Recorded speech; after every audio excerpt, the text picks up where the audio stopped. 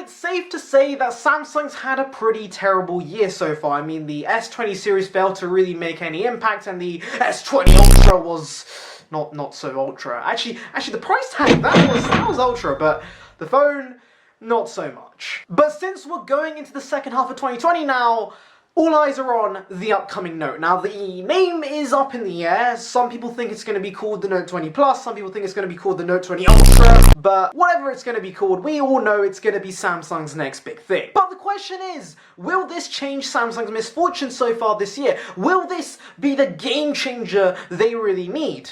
Well, let's talk about the upgrades I'm excited about, and then eventually we can answer that. So yeah, without further ado, let's get into this video.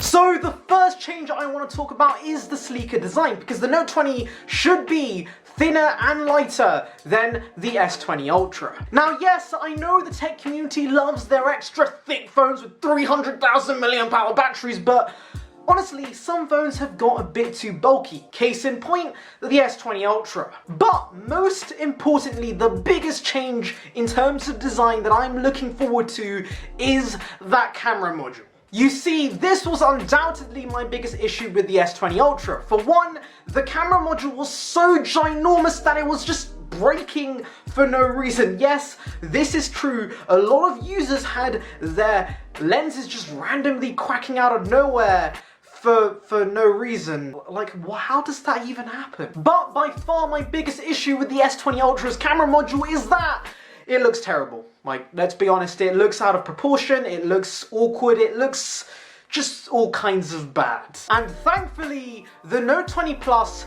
should be the opposite of that. Notorious Leaker on Leaks has given us our first look at the device, and I was filled with joy when I saw that amazing camera module. Now, yes, it does kind of look like a traffic light. I will admit I see the resemblance, but the main takeaway is that it doesn't look anything like this. Like, anything is better than that, so thank you, Samsung. Oh, and another awesome change I'm hugely excited about, removing that 100 times zoom printing on the back. Like, okay, who the hell from the design team thought it was a good idea just drawing that on the back of your phone? Like, who thought it was a good idea to just vandalize your own product? Like, oh, look, there's a little gap there, let's just draw some letters there and flex a feature that barely works. Yay, marketing! Honestly, that whole 100 times zoom feature was a cheap marketing gimmick, and I'm happy to see that Samsung is capping the zoom on the Note 20 at 50 times, because even they regret doing it. Talking about camera upgrades, I am also looking forward to the addition of laser autofocus. Now, if you're out of the loop, a huge issue that plagued the S20 Ultra right from launch were massive autofocus issues. You see, because the 108 megapixel sensor is so huge, it has a small plane of focus, and as a result, everyone's photos look like this. Not really a good look when you're making customers pay $1,400 for a phone that's all about the camera. And unlike a lot of early issues, this is a hardware problem.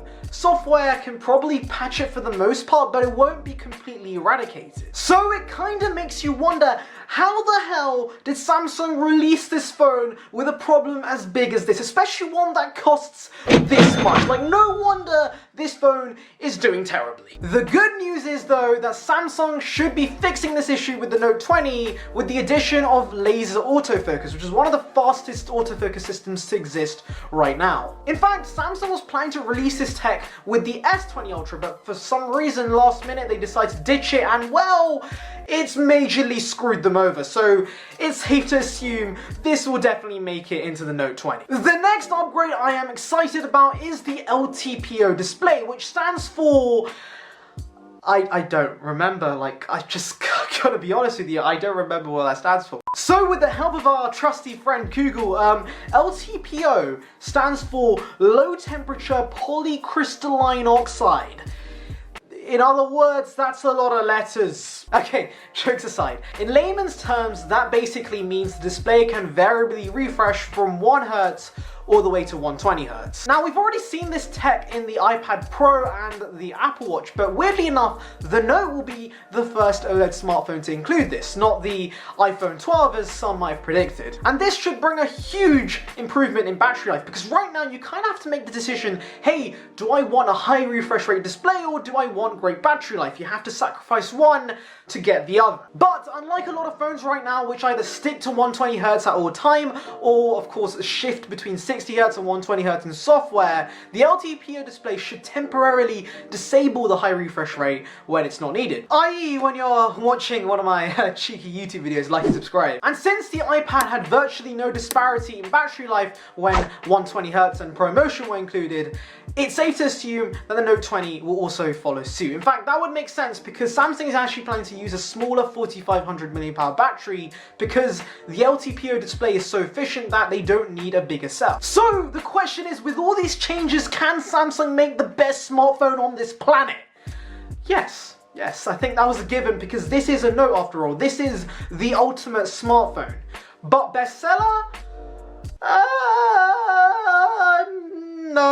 No, I'm sorry. You see, it's awesome having all these cool features, but if the price is too high, then people will avoid it like the plague. And that's exactly what happened with the S20 series this year. The price hike across the range resulted in lower sales, whereas at Apple, they reduced the price of the iPhone 11 and saw 19.5 million sales in Q1 of this year. That's an improvement over the already successful 10R from this quarter last year.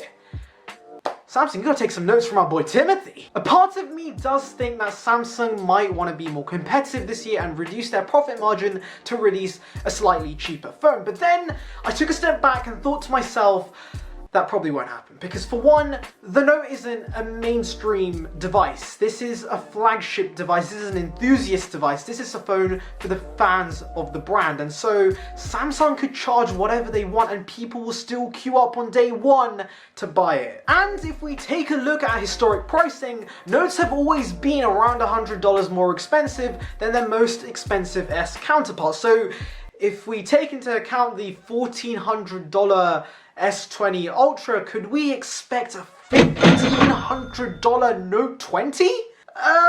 Maybe. Yeah, maybe. I know it hurts, but like that is a very, very strong possibility. Either way, this should be an interesting device, and I bet all the tech enthusiasts are gonna go crazy once they see the spec. But yeah, I kind of do think that postponing this device maybe makes the most sense, because especially in the climate we're in, this device is not really needed.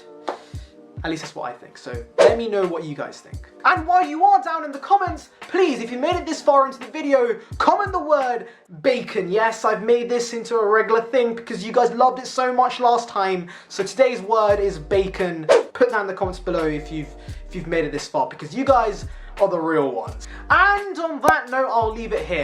Hope you guys enjoyed the video. Give it a like. Of course, subscribe for your daily dose of tech, and feel free to share any feedback on the content itself. Anyways, see ya peeps.